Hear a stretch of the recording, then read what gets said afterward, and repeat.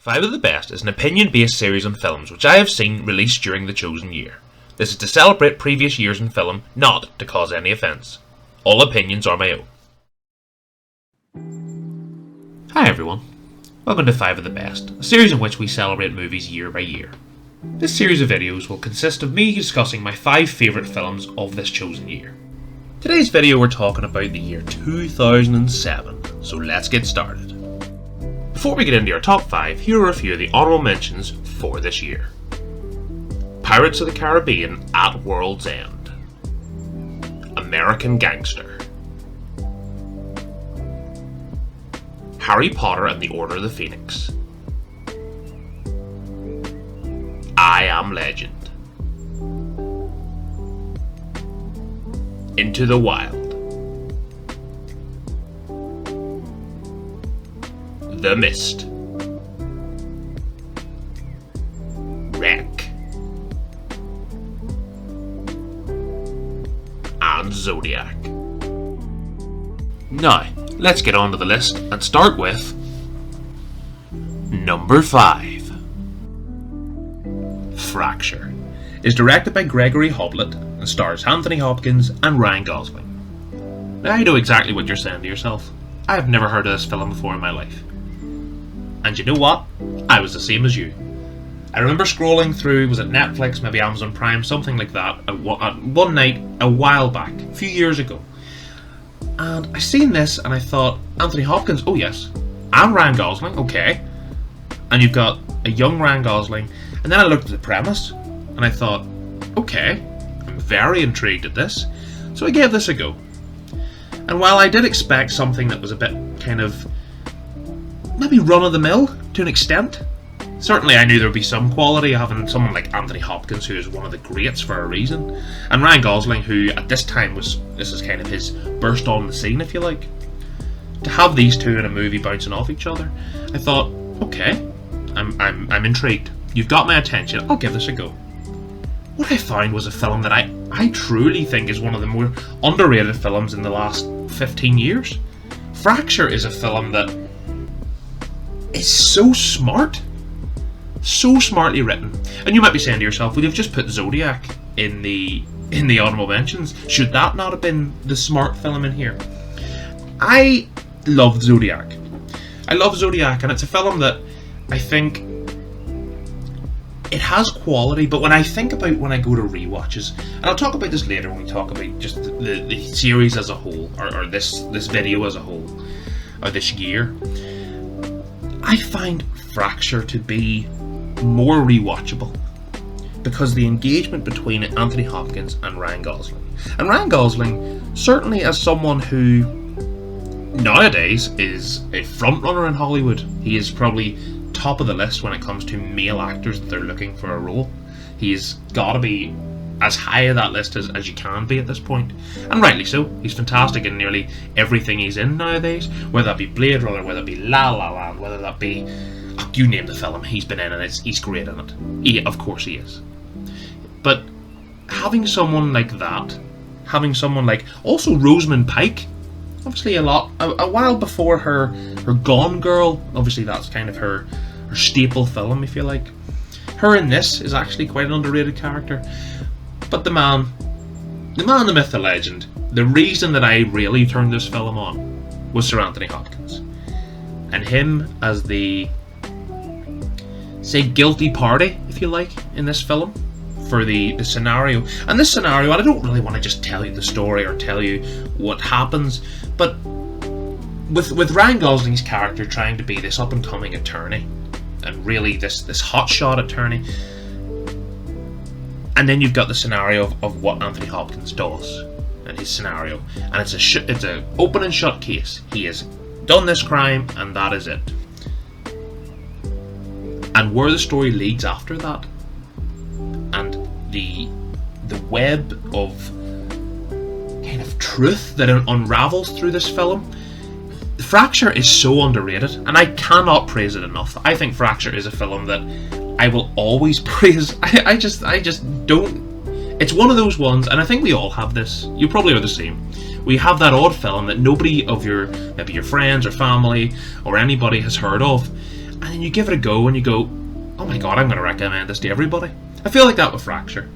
And don't get me wrong, I'm not saying I'm the first person in the world to have seen this film, because it's Anthony Hopkins and Ryan Gosling, for God's sake. Of course they're going to be... It certainly has some kind of notoriety. But I think it's one of those films that, if you're talking about 2007, and you were talking... If you were to do a list of your own, I'm sure you either hadn't seen this film, or if you did, maybe you would go with one of the other options, and that's fair enough. But for me personally, I found Fracture to be a real pleasant surprise, a real smart court drama, if you like, but also has so much more than that. Fracture is a film that I watch every so often, and it's not a very long film either. You know, it's just under the 2-hour mark. It's not one of those films that goes on for a long time. It's a film that just hits the sweet spot, and that's why I recommend Fracture to everyone.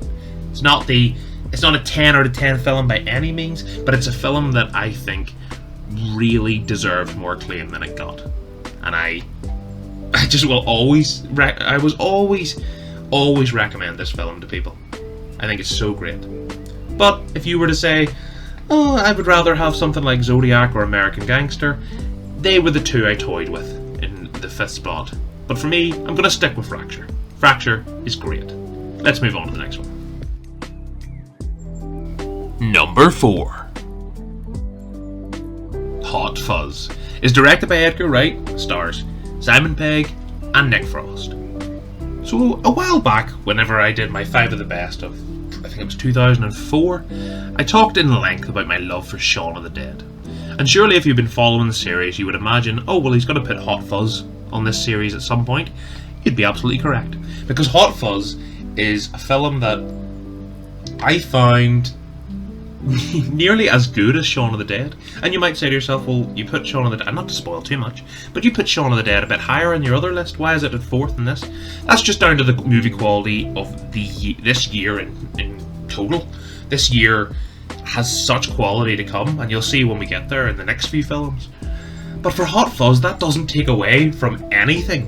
Hot Fuzz is as funny as Shaun of the Dead.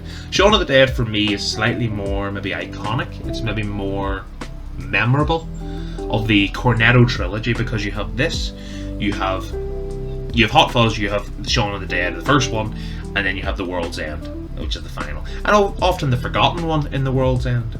But certainly the two with the most quality is Shaun of the Dead and Hot Fuzz. And everything that was good about Shaun of the Dead, and a lot of the things I talked about then, I talked about the cinematography and also the Edgar Wright signature style, the movie editing, the just signature shots, and all of that I loved, and a lot of people love, of his signature style from Shaun of the Dead, is ever present here in Hot Fuzz. And in Hot Fuzz, you could actually argue some of the character interactions, the comedy moments. I would say this is more of a comedic film, and that's more down to the nature of the film itself.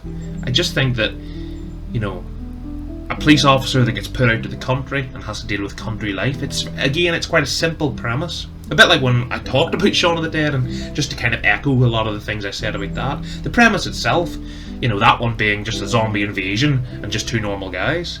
This one, you've got 2 normal cops, one that certainly has been taken out of his comfort zone of being in London and being this top police officer, and he's now out in the countryside, and he's kind of the big fish in a small pond, if you like.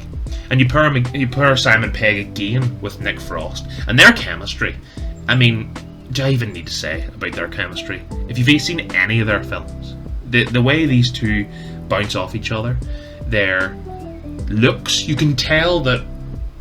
And even if you watch some of the behind the scenes stuff, you can tell that their dynamic with each other on screen isn't too far removed from how they are with each other off screen.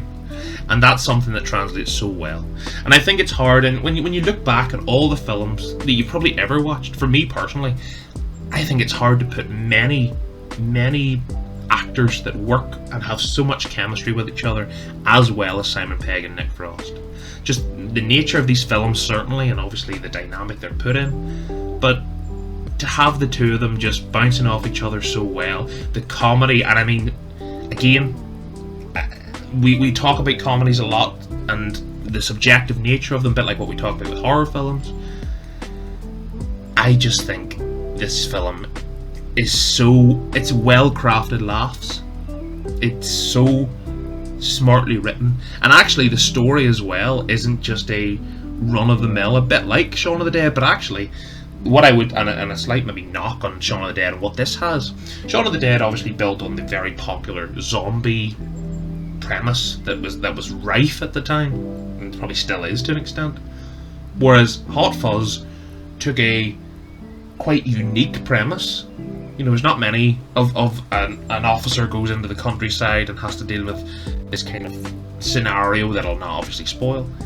To have that, and to have it work so well, to have the comedy so tight-knit, to have the interactions so good, to have such genuine funny moments, to have some genuine actually emotional moments and care for these characters, it's a real testament to everyone involved. And if I sound like exactly what I said about Shaun of the Dead, it is right, because everything they achieved there, they achieved again a few years later, and that is amazing. And that's a testament to Edgar Wright, Simon Pegg, Nick Frost, and everyone involved. Hot Fuzz is so good. It is the only thing I would say when we talk about the Cornetto trilogy that I mentioned earlier: Shaun of the Dead, the first film; Hot Fuzz, the second film; The World's End, the third film. I think the third film, while I do find it quite underrated that people just completely dismiss it because these two are so good, these two are a good lot. The quality of them is a good lot higher than it is in The World's End. It just doesn't encapsulate as much as these two films do. But I think if you're wanting to watch a comedy film, but also has that signature British humour, it has that just sarcastic charisma between the characters, the chemistry, there's not many better than Hot Fuzz. I just think that when we talk about comedy films, and actually when we talk about our next film, we'll continue that train of thought. But before we finish talking about Hot Fuzz, I just want to say how much I do love this film. It's a film I watch every so often. It's a film that used to be on repeat here in the UK, and used to watch it every other weekend. Growing up, it was just... It holds a special place in my heart, Hot Fuzz, as does Shaun of the Dead. These two films are always going to be up there when I talk about comedy films that I really love, and are so smartly written, and smartly directed, and smartly acted, and smartly everything. It's just smartly done. Hot Fuzz is great. I recommend it to everybody. And talking about comedies, let's move on to our next one. Number 3. Superbad is directed by Greg Mottola, is written by Seth Rogen and Evan Goldberg, and stars Michael Cera, Jonah Hill, and Christopher Mintz-Plasse. Now, when I start talking about a comedy, I could just basically go, yeah, I found it really funny, okay, on to the next. But let's dive a bit deeper, because Superbad is one of those comedies for me. And I think everybody has this comedy that they resonate so much with because it came out at the perfect time for them. And I find that Superbad came out... It was exactly a comedy that I wanted, that I didn't know I wanted, but I just loved. And the performances in here, the brilliant reflection of how funny teenage life can be is just, it's shown in such a brilliant way in this film, and that's such an achievement of Seth Rogen and Evan Goldberg, obviously given their real life names, Seth and Evan, to the title characters of this, Seth being Jonah Hill, Evan being Michael Cera. And both of their performances, as you can imagine, and as you probably know, Michael Cera and Jonah Hill before this weren't certainly names that you would have heard of, and I certainly hadn't heard of, including Christopher Mintz-Plasse also in that bracket. These were characters that really elevated these actors to such a higher level, and especially Jonah Hill. I suppose he's the one, you know, he's had the Wolf of Wall Street fame, he's had the 21 and 22 Jump Street films, which are also brilliant comedies, but for him, I still think my favourite performance of his is Seth in this. And people will say, no, well, what about him in... Isn't it Donnie, his character in Wolf of Wall Street? Wolf of Wall Street is ultimately the great film it is, but there's something about his performance in this. It's so pure. pure comedy, and I don't know what that means really, but pure comedy from Jonah Hill, and the way he interacts, and the kind of his eccentric nature bouncing off maybe the deadpan nature of Michael Cera. It works perfectly. The comedy beats through this film are as good as you'll see in any film. It's just, some of the comedic moments are planned so well. The pacing of this film is so tight-knit, and it's not a long film. And with comedies, they don't usually tend to go on for quite long. But actually, I say it's not a long film, it's probably one of the longer comedies, because you're approaching the 2-hour mark. It's 1:53 for this film, and it doesn't feel like that. The pacing is so well done, the jokes are so well timed, you're not overloaded with silly jokes, it's well crafted laughs, and in any comedy that's what you want to achieve, surely, as a director and as a writer and as an actor. And everything is achieved. I mean, there's some brilliant exchanges in this, but probably the most iconic, or maybe one of the most iconic comedy interactions over the last 15 to 20 years is the McLovin scene when he gets the license. If you haven't seen the film, go and watch Superbad. And again, I'll preface this by saying I get that comedies are subjective. Again, it's like if I say, go and watch this horror film, I found it really scary. You might not. You'll say, what is he talking about? You might watch this, you might say, oh, I didn't really laugh that much. It depends on your humour. And for me personally, Superbad, it was just right movie, or right comedy, and the right movie at the right time. And it's just, I can't praise Superbad enough. It is such a good comedy film. Such a good film. There's also a lot of emotional beats in this, and you realise by the end of the film how attached you are to the central characters. Because in other films and other comedies, the lead characters, due to their comedic nature, usually their morals would maybe drop over time. But actually in Superbad, you get more endeared to the characters, and yes, they are idiots, and yes, they're whatever you want to call them, but they're also just teenagers trying to fit in. And I think we can all empathise with that a little bit. And the dialogue is brilliant. It's as good a dialogue in a comedy film that there has been in a good while. It's so well crafted, it's so well scripted, it's so well acted, and especially with these guys in the lead roles, Michael Cera, Jonah Hill, Christopher Mintz-Plasse, all relatively young at this time, and hadn't any big creditations to their name. It was a real testament to them to helm this film, because you do have other characters in this. You have Seth Rogen in a role himself. Him and Bill Hader as the cops in it are very much a memorable part of the film, and they're both brilliant. They both add to it a lot, but they don't also take away from the core three, if you like, and they don't steal their limelight, and that's something that I think if you're in Seth Rogen's case and you're writing this script, and and him and Evan Goldberg, and they're working together and they're doing this, they see the importance of the central characters. Because obviously sometimes you bring in adult actors to films like this, and sometimes it can deter from the main focus, but they don't. They amplify the quality of the core three, and it's brilliant writing.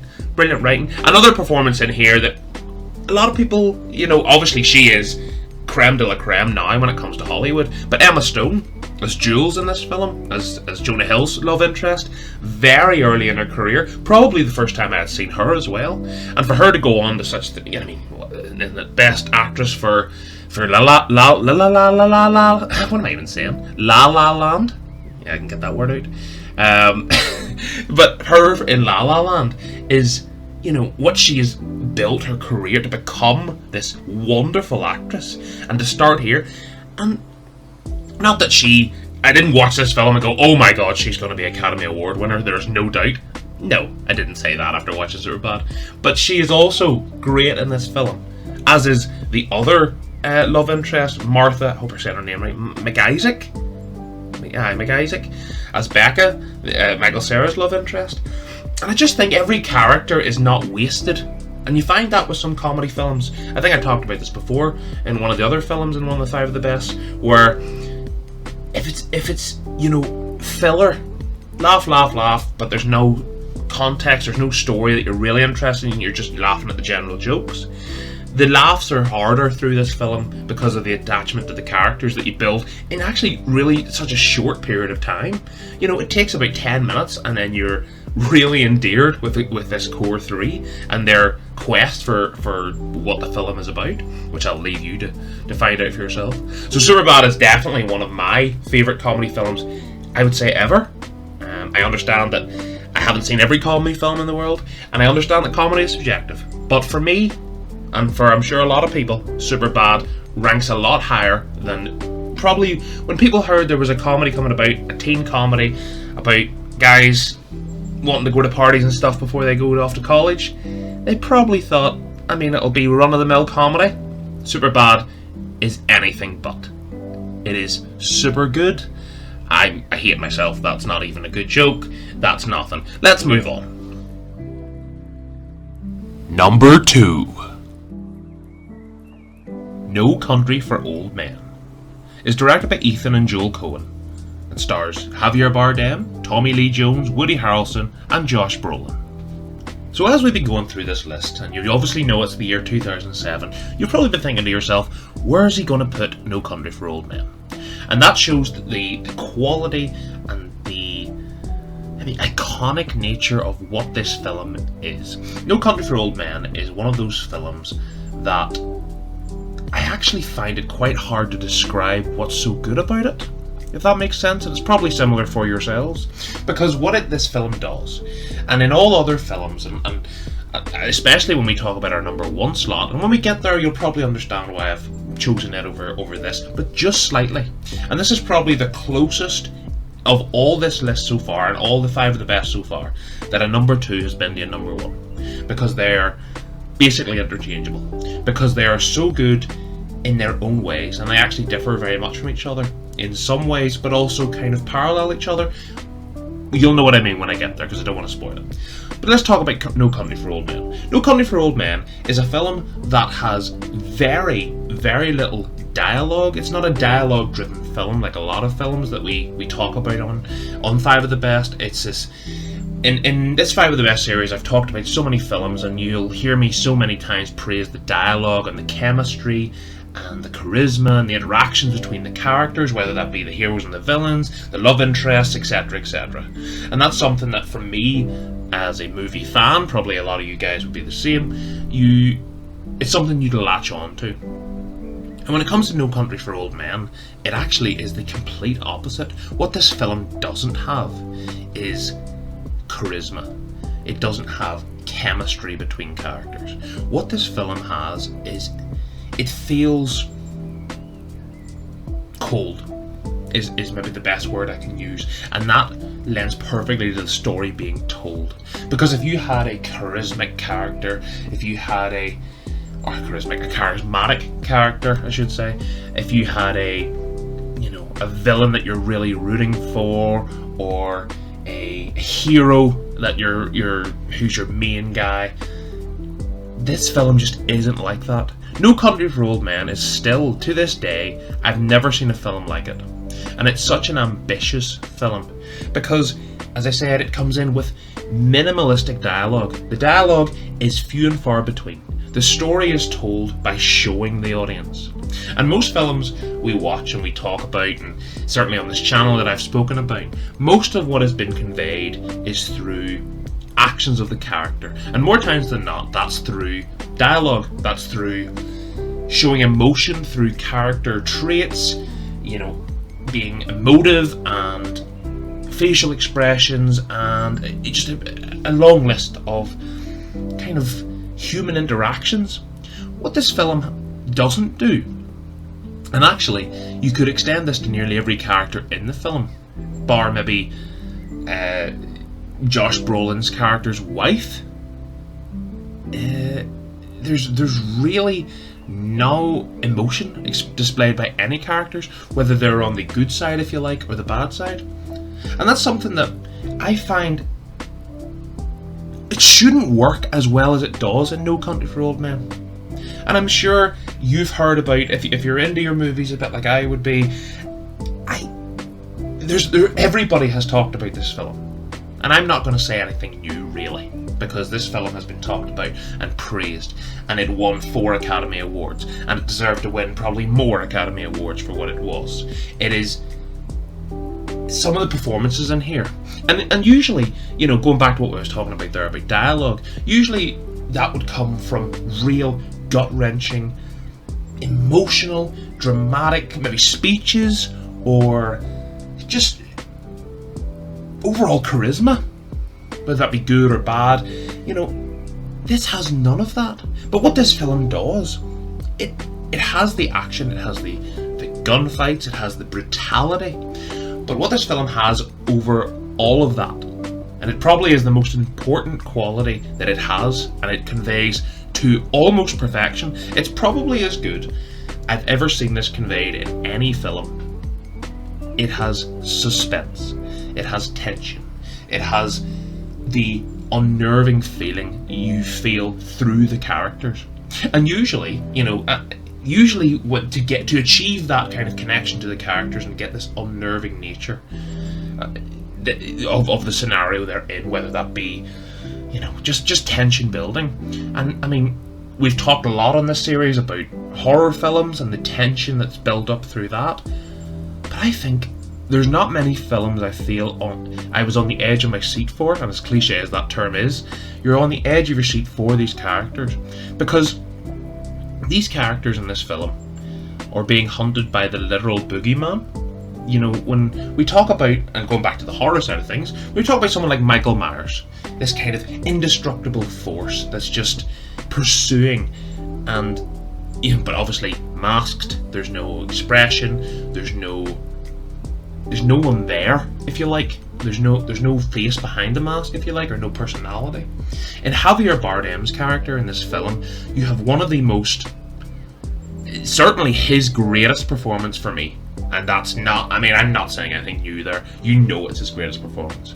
His performance, obviously won him the actor in supporting role Oscar at the time, and rightly so.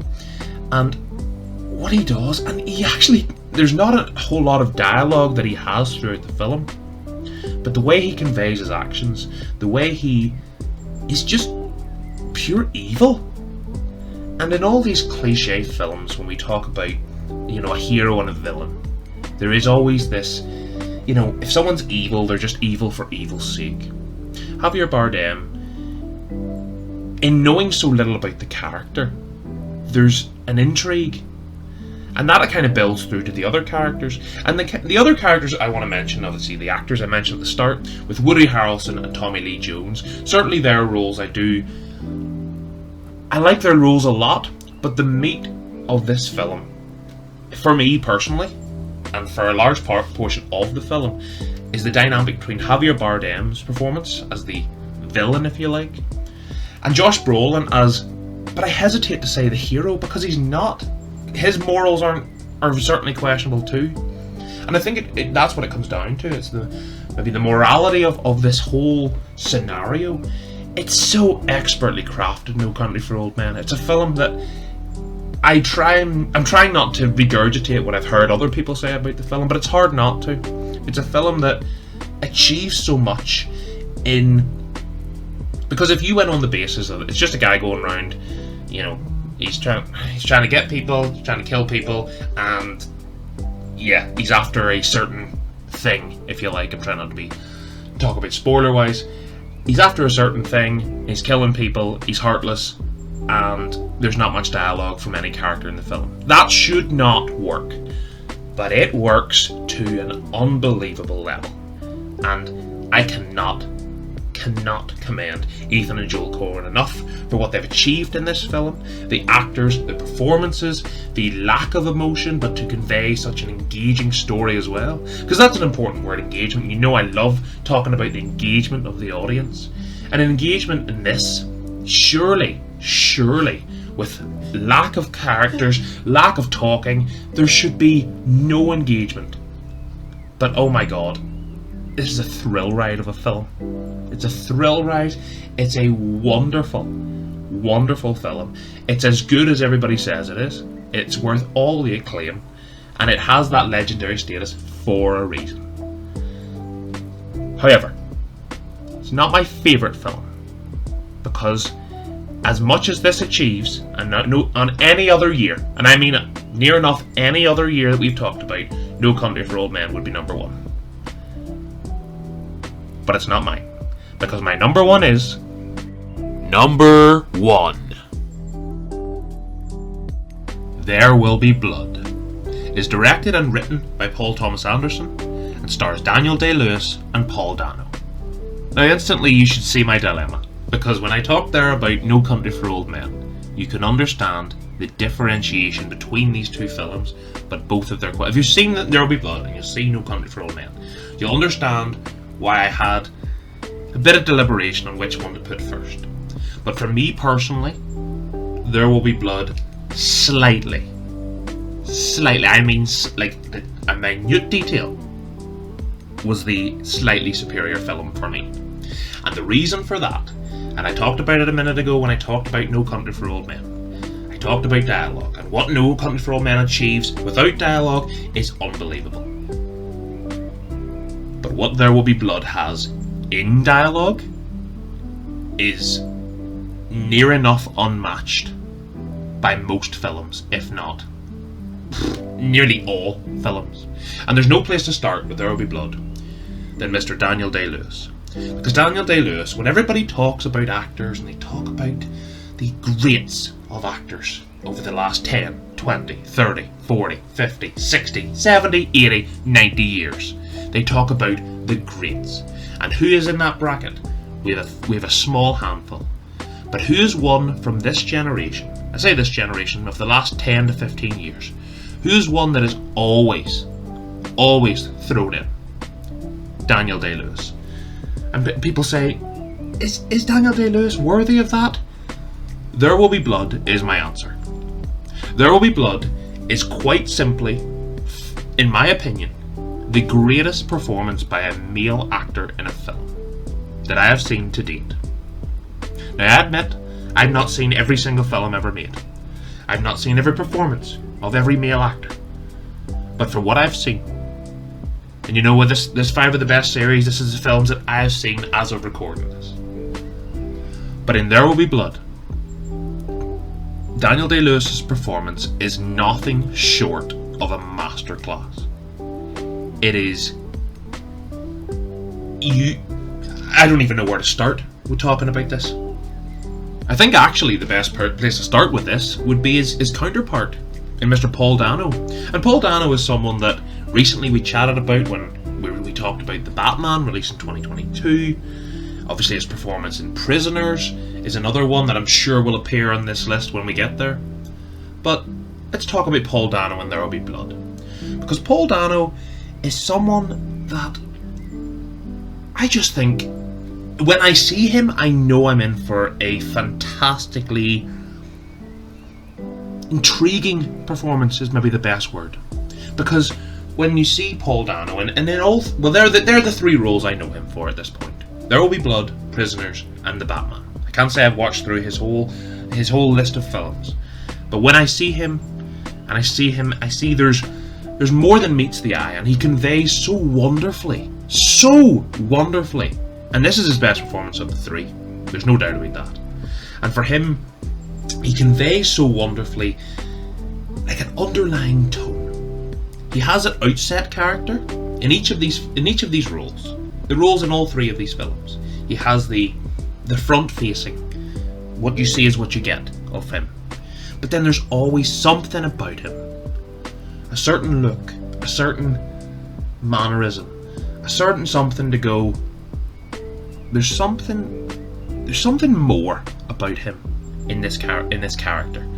And his character in There Will Be Blood is the kind of preacher, the kind of churchman, and in kind of contrast to Daniel Plainview, played by Daniel Day-Lewis, and their contrast, one as the businessman, one as the religious man. It's something that on paper should work to a certain level, but these 2 actors bring the performances of a lifetime in here, especially from Daniel Day-Lewis. And let's go back to the main man, because while Paul Dano is fantastic, he brings out in one of my favourite scenes in all of cinema at this point is the church scene. you know the one. I'll just say, my boy, my child. I'll not give you any context to that. If you've seen the film, you know what I mean. If you haven't, go and watch it, please. Please. But Daniel Day-Lewis, Paul Dano, Ciarán Hinds as well is wonderful in here in the small role that he has. One of my favourites. Just one of my favourites of his. Obviously he was recently in Belfast. That was something that obviously close to heart as well. And with him being from here, it was nice to see some representation of where I'm from too. But talking about this film as a whole, and actually let's talk about Paul Thomas Anderson. Obviously this is based on the novel Oil, written by Upton Sinclair, but to adapt a film like this into a screenplay, and I'll admit, when I first saw this film, I thought the first kind of 5, 10, maybe 15 minutes, I thought, okay, there's not much to latch on to here. A bit detached, a little bit like what I was talking about when I was talking about No Country for Old Men. Not a whole lot to get engaged with, if you like. But once you're in, and this is what I always talk about, once you're in as an audience member, it's hard to check back out again. Once you're checked in, it's hard to check back out as an audience member. And There Will Be Blood, I think once you kind of sit down and you think, right, this is the story, this is where I am, you're given the context of, you know, the time period they're in, the crucial nature of what the business they're in, the oil industry, if you like. It's just conveyed so wonderfully as this film goes. And actually the film goes from strength to strength to strength as the film reaches its ultimate climax at the end. And it's a film that I just cannot heap enough praise on. There Will Be Blood is a film that I will sing its praises from now until forever. It is a masterclass in acting. Because the story itself, while the story is, again, what I said, on paper, it's a film that should work to an extent, but not to this level. But these performances, and in particular Daniel Day-Lewis's performance, takes this from a great film to a standout, a real top-class film experience. There Will Be Blood is a film that I would recommend to everyone. It's a long film, it's a slow building, it's a film that I just I don't want to try and discredit it. I try to give it as much praise as it deserves, because it does deserve all the praise in the world. It deserves all of it, because it's a film that I remember having hesitations about watching. I remember reading the synopsis and thinking, that doesn't seem really up my street. And that's maybe some of you guys would be the same. You'd maybe go, oh, I don't really like the sound of that. It's not really something I would be into. But please, I implore you, There Will Be Blood is one of the most amazing films. One of the with the most amazing performance from Daniel Day-Lewis. It's a film that absolutely deserves its top for me, and No Country for Old Men certainly pushed it close. But for me, There Will Be Blood, and that performance and that story being told, the wonderful dialogue, and that's, for me, I'm a sucker for dialogue. While I appreciate No Country for Old Men for its lack of it, I'm a sucker for dialogue. And the dialogue in this film, it is second to none for the majority of the film. And I just cannot recommend this enough. If there's one film that you take away from this 5 of the best list that you would like to go and see, this is the one. It's a longer film, you know, we're talking closer to the 3-hour mark, but it's so worth it. So worth it. If you like movies like I do, give it a go. If you do, let me know what you think. So that's 2007, a damn good movie year, and a very memorable movie year. And I said to you before, if you've watched any of the other 5 of the best videos, I always tell you to have a look out and see how many honourable mentions there is. Because the honourable mentions is a good indicator to see how strong a year as a whole is. Because, and obviously what we've talked about over these 7 videos now, it's a film year that it always stands out to me, 2007, because you have such a big contrast. You have Superbad and Hot Fuzz as 2 brilliant comedy films for me personally, 2 of my favourite comedy films to this day, and you also have these real dramatic storytelling films.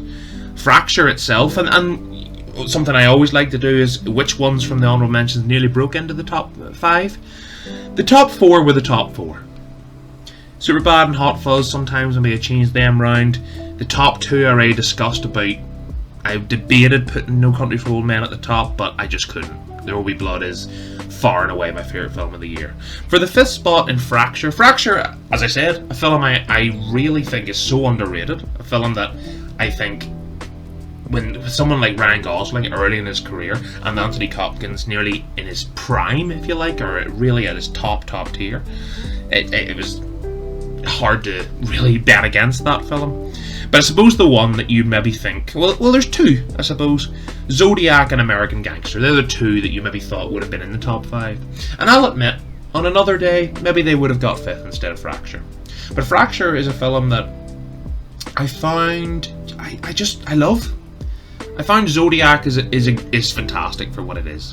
American Gangster is fantastic for what it is. But I find those films kind of just I don't know if I would rush to go back and watch them as quickly as I would go back and watch Fracture. And that was my reasoning for putting it 5th. But don't get me wrong, they're very close to being there. Also, a shout out to Rec.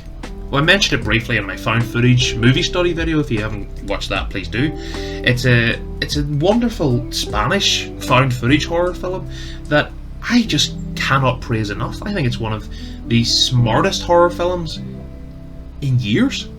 And I know this was essentially 15 years ago, this year was, but I just think that film is so good. And it also, on another year, it certainly would have made the top 5. But yeah, a real strong top 5 this year. Arguably the strongest top 5 we've had so far. To say the 5th spot was debatable, but there's other years that Zodiac, American Gangster, Fracture, Wreck, that could have been your top. That could have been your top 4. And Into the Wild could have been 5th. That could have been a top 5. That's how strong this year is. And having 2 films as good as No Country for Old Men and There Will Be Blood at the top of the movie year, 2007 will always be remembered as a quality year. And I hope and pray when we get there, and obviously that's our next video, 2008 may just rival it. Let's see. I hope so. But anyway, I really appreciate you taking the time out of your day, as always, listen to me talking about movies. We had a good year here, guys, and this series is so fun to do. I love looking back at these years, and actually the more I go, the further I go, and the closer I get to the present day, I feel like it's more, I would have more of a knowledge on the movie years, if you like, because my real love for film kind of developed mainly in the 2010s. A lot of these films I've went back and watched since then, maybe 5-10 years ago. But this, I can't wait to see or the years coming. You know, when we get into the 2010s, the mid 2010s, you know, all the way up to the present day. Hopefully, we'll work it all the way up, and we'll be at 2022 and 2023, and we'll just keep going then. So that's the aim. I love doing this series. I really hope you love watching it and listening to my thoughts on these films. If you do, and you want to stick around for more, please leave a like, let me know. Let me know you're enjoying these. And subscribe for more, because they're always here. The initial thoughts are always on the channel, as well as more of a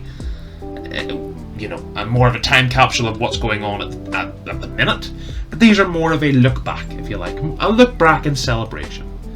So if you want to stick around, I'd love you and appreciate you so much for doing that. And if you do, I will hopefully see you in the next one. Bye, guys. Thanks for taking the time to watch this video. Before you go, here are some of my other videos. For updates and information on upcoming videos, the best place to find us is my Twitter. Much love, everyone.